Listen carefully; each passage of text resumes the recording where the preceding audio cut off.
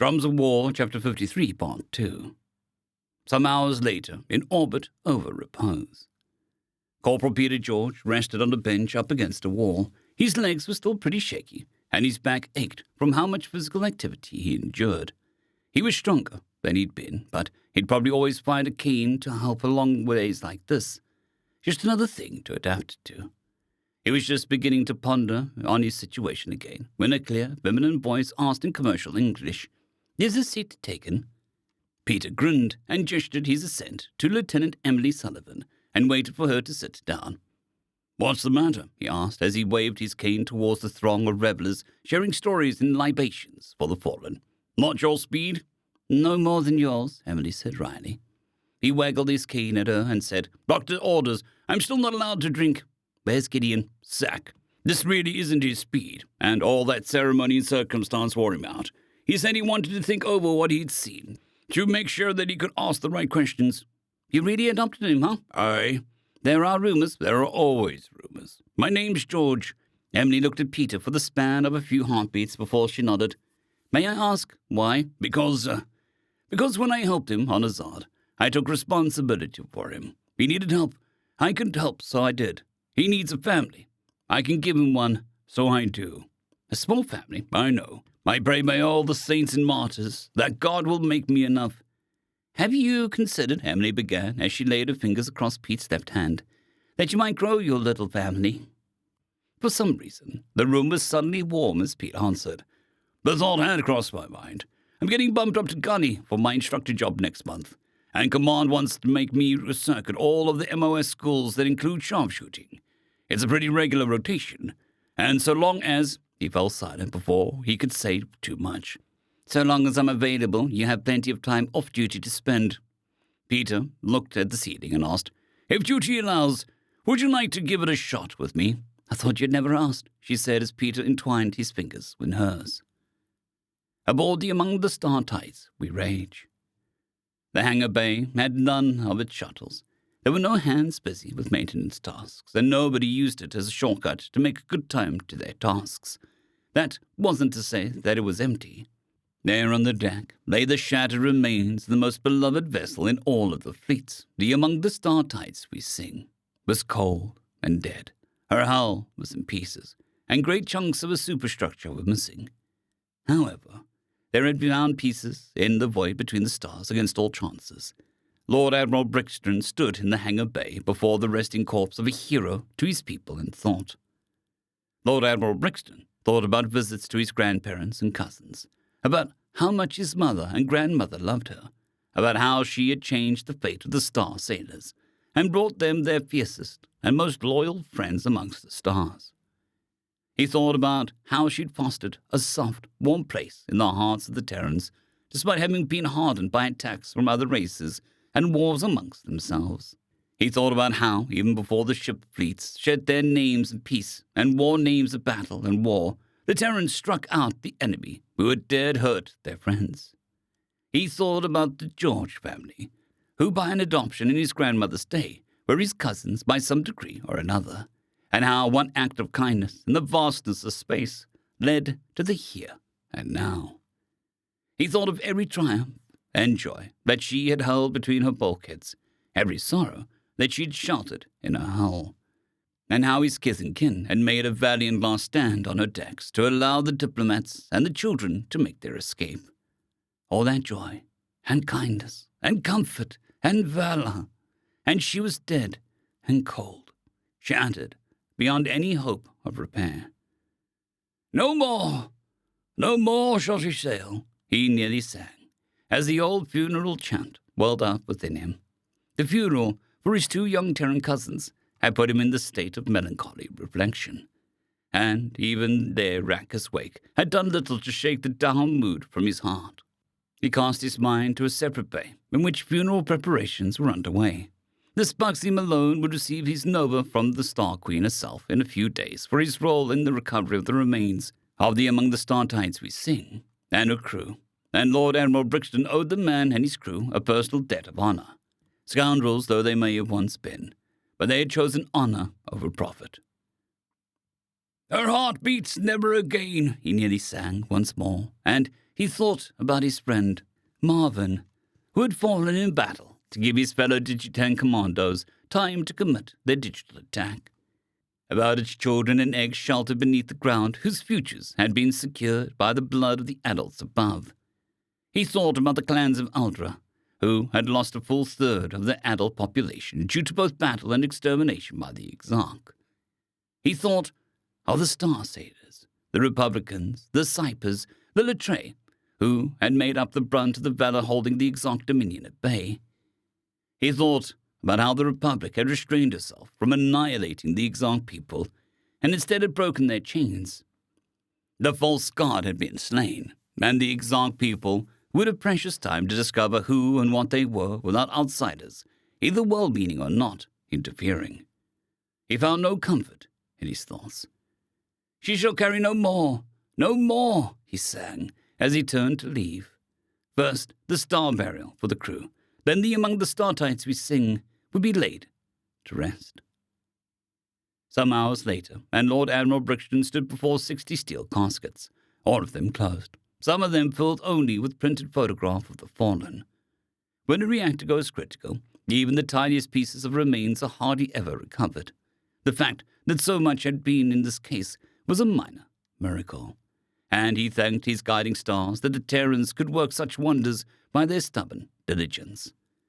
The hangar bay's main hatch stood open to the cold void of space, and those crowded within had to trust their lives to the shimmering force field for protection against the airless grasp and the burning ravages of the star burning in the distance. Every bulkhead, every door, every hatch in the interior of the Among the Startites We Rage stood open, for the hangar bay could not hold all those who wished to bid these fine voidsmen their final farewell. However, the close kin stood at the fore.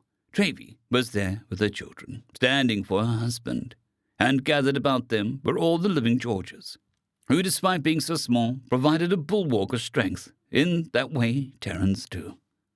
A touch of the hand here, a quiet word there, a sad smile before an offer for an embrace. Even while they grappled with their own grief, they still endeavoured to help others. Then Lord Admiral Brixton raised his arms, shook his braid loose from where it stuck to the back of his neck, and the thrum of grateful, grieving conversation fell silent. Seafarers' negotiations is a quiet language. It had been constructed long ago upon the cradle world to deliberately force hot-headed lord captains to keep civil tongues and not shout each other out when trying to negotiate passage or calling on ports from each other. However, when one Joyce was joined by many, it began. Lord Admiral Brixton began the chant for those who fell in battle. Oh, they sailed by their stars. They sailed well and true. Oh, they sailed into peril. Oh, they sailed through. Age and youth by their stars were valor called to sail. Courage and duty shone that they should prevail. One voice became two. Oh, they sailed by the stars. They sailed well and true. Oh, behind was their love ahead, work to do. Oh, death was before them, yet they hearkened not to fear. Skill and novice, they sold themselves for a price dear. Two voices became all, and the very bulkhead seemed to join in on the chant. Oh, they sailed by their stars, they sailed well and true. They sailed into the final end, where the living cannot go. Joy and tears were carried down, while they go ahead. Let we know sail well and true for their honour to show. Then Lord Admiral Brixton pressed a button, and the caskets lifted from the deck on hovering supports, and crewmen stepped forward to gently push them through the force field. The gaskets drifted weightless in the void, and would eventually fall into the star, where those within would find their way to sail the seas beyond life and death. Aboard the guild ship Thin Margin, this had been unexpected. There had been absolutely no hints that what had happened was possible, let alone likely. And yet there it was. Panes of cubic zirconia held together with gold encased the warp-speed battle wagon in glittering grandeur of one of the most expensive stained glass displays ever created. If Captain Nina Chen remembered correctly, it was the 8th largest in CIP, and the 6th most expensive. She had no idea that anyone wanted to memorialize her shattered ship, except for herself and her crew, of course. Well, maybe the Romans, but nobody ever knew what the Romans might do. However, when the chairman of the guild herself had put the proposal to her, it took her an entire day to decide. Marcus laid inside the warp-speed battle wagon in eternal sleep, and she'd made sure that they put a door in the memorial so that one day she'd be laid down beside him. Hell, she'd even set up tombs in there for the rest of the crew in case they felt the same way she did about the old rust bucket. Well, she said to her crew, as they watched the entombed former home orbit a beautiful green and blue gas giant. Back to trade work, or do we take the Republic up on that letter of marque? In one of the dining halls among the star tides we rage, it had been a few hours since the burial, but the mourners were still sharing memories and making plans for the future. Lord Admiral Brixton found his way to the knot that included the Georges, Travy, her children, and a few distant cousins. "Ah, there you are," Mary George said, as she looked up at him with a warm smile. He suddenly remembered when Eric had first brought her aboard the Among the Startides We Sing to introduce her to the adopted side of his family. She was a far cry from the nervous girl with strenuous objections to being called adorable. There was a quiet dignity to her now, and a grace about how she navigated being so little in comparison to any but the youngest of the Star Sailors. Still, though, Lord Admiral Brixton couldn't help but find her a little cute. "Here I am," Lord Admiral Brixton said softly, as he put his lower right hand on Yorkdrill's shoulder comfortingly. He was close to a young man, but he had still just buried his father. "I was just getting to the part where I admit that Eric was right," Mary said, and the old general gave her hand a gentle squeeze. "About what?" he asked, and Travy smiled wryly at his confusion. "That I really can't stand the stationary life anymore. That once I got in a taste of life on the star tides, I'd hate settling down again.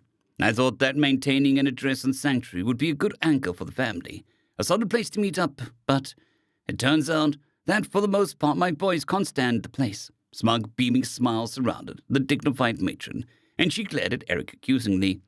"Listen, we're a sailing family, and it's contagious," Eric told her. "All right. So do you wish to find a ship amongst us to join? You have extensive emergency medical training, and could find a ship to accept you on that alone fairly easily," Travy suggested. "No. I have some tidy savings, and I think I should like to commission a ship from the keel up. I intend her to be able to house all members of the family, and she'll be where Eric retires, once he figures out that he's done with his duty to the Republic." "That's a great idea, Auntie," Yorkdrill said approvingly. "I have a name ready for her. I wish to call her the Among the Startides We Sing, and I wanted the Starsailor side of the family's blessing before I moved forward. I was considering running her as a passenger liner. I know her namesake started a trader, but she became a place for people to come together. I believe that would honor her best." There were details to discuss, but everyone there encouraged her to move forward with this plan at once. Everyone wished for the Among the Startides We Sing to sail again. End of chapter.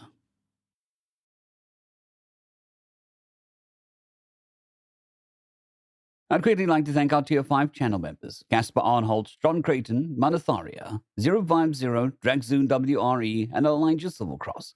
Thank you very much.